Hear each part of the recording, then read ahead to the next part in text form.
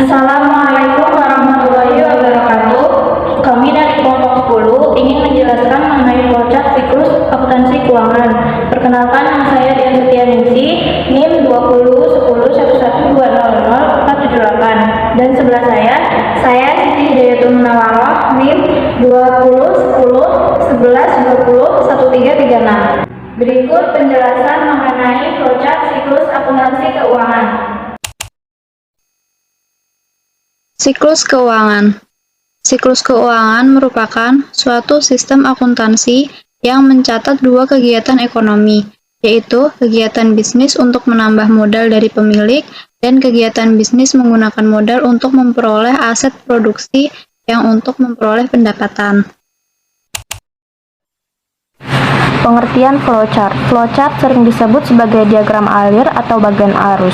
Merupakan sebuah jenis diagram yang mewakili algoritma, alir kerja, atau proses yang menampilkan langkah-langkah dalam bentuk simbol atau grafis. Urutannya dihubungkan dengan panah. Diagram ini mewakilkan ilustrasi atau penggambaran penyelesaian masalah.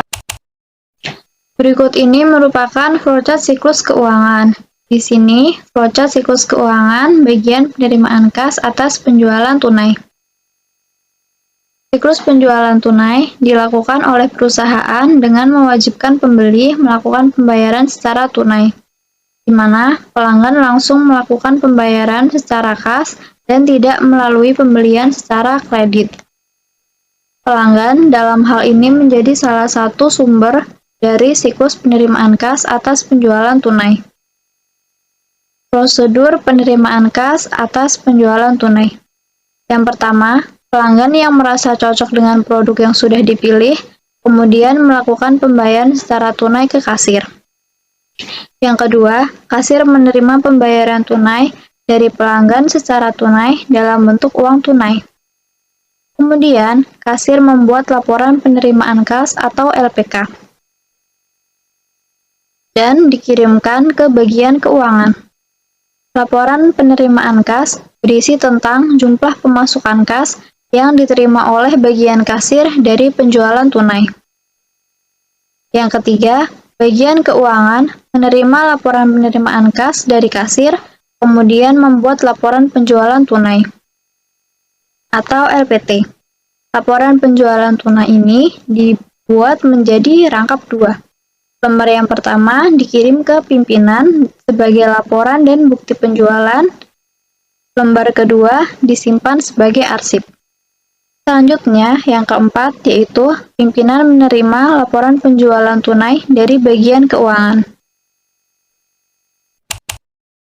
Berikut merupakan flowchart dari siklus retur penjualan. Siklus ini terjadi ketika barang yang dibeli atau diterima pelanggan tidak sesuai atau mengalami kerusakan pada saat pengiriman. Maka pelanggan dapat membuat permohonan retur berupa memo debit. Nantinya pelanggan akan mengirim memo debit tersebut ke perusahaan pengiriman ke bagian penjualan. Setelah bagian penjualan menerima pemberitahuan berupa retur dari pelanggan, maka bagian penjualan akan membuat memo kredit rangkap 2. Lembar 1 diberikan ke bagian penerimaan barang, sedangkan lembar 2 diberikan ke bagian piutang.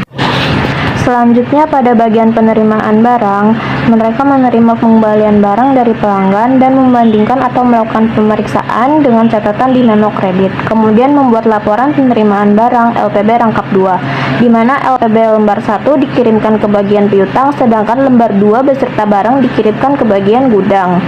Bagian gudang menerima barang dan mencatat masuknya barang berdasarkan LPB lembar 2 pada pencatatan penerimaan barang. Nah, pada bagian piutang, berdasarkan LPB rangkap 1 dan memo kredit rangkap 2, maka bagian piutang melakukan pencatatan pengurangan piutang pada pencatatan pengurangan piutang atau CPP. Kemudian mengirimkan LPB lembar 1 beserta memo kredit lembar 2 ke bagian akuntansi persediaan. Bagian akuntansi persediaan berdasarkan LPB lembar 1 dan memo kredit lembar 2, maka mereka akan melakukan pencatatan di kartu persediaan. Lalu LPB lembar 1 dan memo kredit lembar 2 tersebut dikirimkan ke bagian keuangan. Nah, pada bagian keuangan mereka melakukan pencatatan jurnal perubahan piutang. Lalu LPB lembar 1 dan memo kredit lembar 2 tersebut diarsipkan ke bagian keuangan. Flowchart siklus akuntansi keuangan. Bukti-bukti atau data-data transaksi yang telah dikumpulkan tersebut kemudian dimasukkan ke dalam jurnal-jurnal khusus. Di antaranya ada jurnal penjualan, jurnal pembelian, jurnal penerimaan kas, dan jurnal pengeluaran. Jurnal-jurnal ini digunakan untuk mencatat jenis-jenis transaksi tertentu yang berisi informasi-informasi penting. Pencatatan dalam jurnal khusus dilakukan agar catatan tersebut tidak memenuhi buku besar dengan cepat.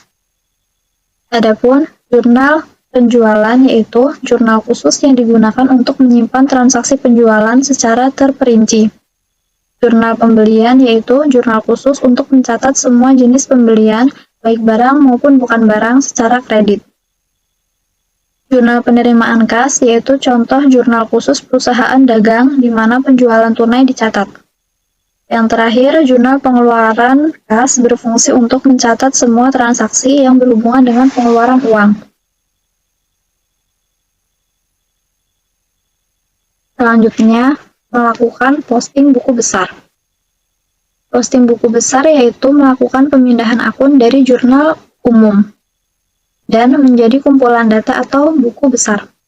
Buku besar sendiri merupakan tahap pencatatan terakhir dalam akuntansi yang menampung ringkasan data yang sudah dikelompokkan yang bersumber dari jurnal. Selanjutnya, membuat laporan keuangan. Laporan keuangan merupakan laporan yang berisi pencatatan uang transaksi yang terjadi dalam bisnis, baik transaksi pembelian maupun penjualan dan transaksi lainnya yang memenuhi nilai ekonomi dan moneter. Laporan keuangan dibuat untuk mengetahui kondisi finansial perusahaan secara keseluruhan. Demikian penjelasan dari kami mengenai flowchart siklus akuntansi keuangan. Kurang lebihnya kami mohon maaf.